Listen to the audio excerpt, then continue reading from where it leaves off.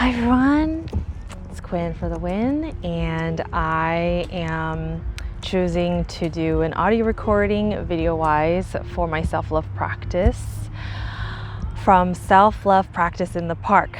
So I'm referencing to the event that me and Hallie do now 2 times a month, where we get together, we meditate a little bit, and we discover what we need for ourselves, and then we go and have 30 minutes to go practice self-love and then come back together and share takeaways. So I'm choosing this during the 30 minutes, and in the meditation there was a prompt where Hallie was repeating these very loving mantras, having us repeat that to ourselves and see what comes up with the mantra. And there was like mantras of like, I love you, I forgive you, things like that. And it really brought up me talking to the parts of myself, like different versions of myself in the past, where I was really hurt, rejected, shy, alone, and not feeling loved and accepted by my peers, by my family members, by my past partners. And so in this video, I'm going to be sharing some pain that I'm still dealing with now, or I shouldn't say still healing and processing to this day, because it's heavy. And like yourself, I have pains that have accumulated so much over time, and that it's still unraveling for me. So first immediate one that popped up in my mind was that I'm still very much grieving over my 15-year-old dog, Duke.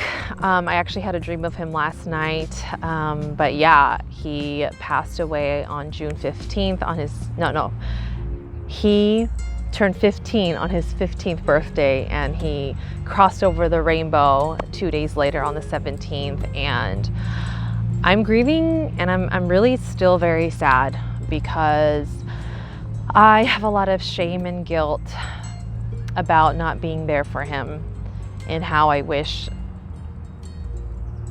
I was myself today then. And that's just right, like, and my moment to be kind to myself about that is, who you are today is because of everything that you went through in the past, and you do the best that you could. I always go to that mantra or that saying or that realization. I really did the best that I could. Of course, it's easy for me to say, I wish I was like this back then. Yeah, I was busy chasing love and chasing instant gratification and attention from other people outside of my family.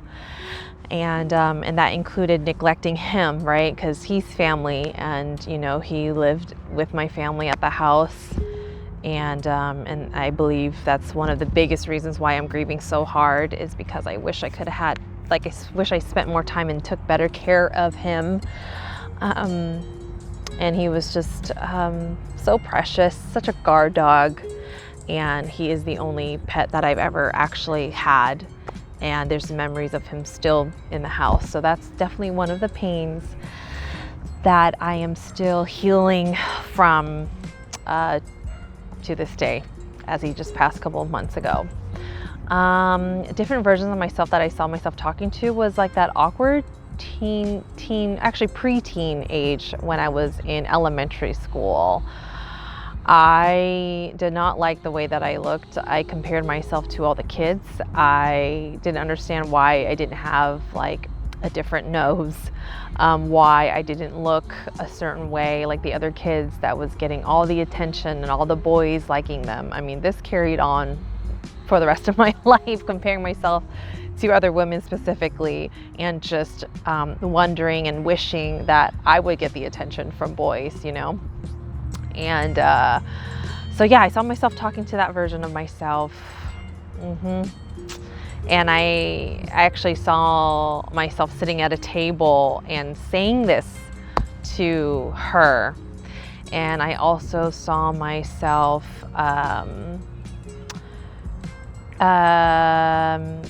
when I was just not accepted and not loved by my family members and my past partners, I was just chasing for their affection and love and understanding.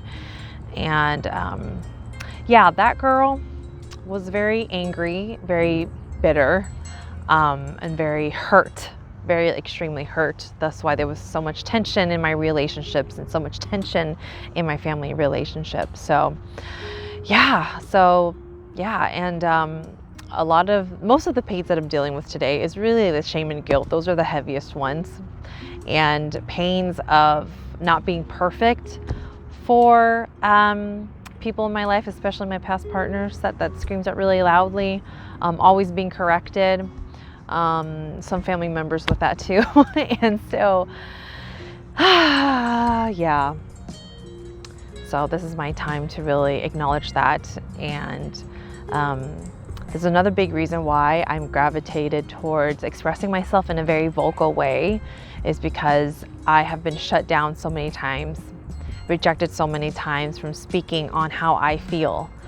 So a lot of you know that with my last relationship, I really went hard with going live and going on video, even private videos to myself, posting them on YouTube, going live on Periscope, Facebook, Instagram,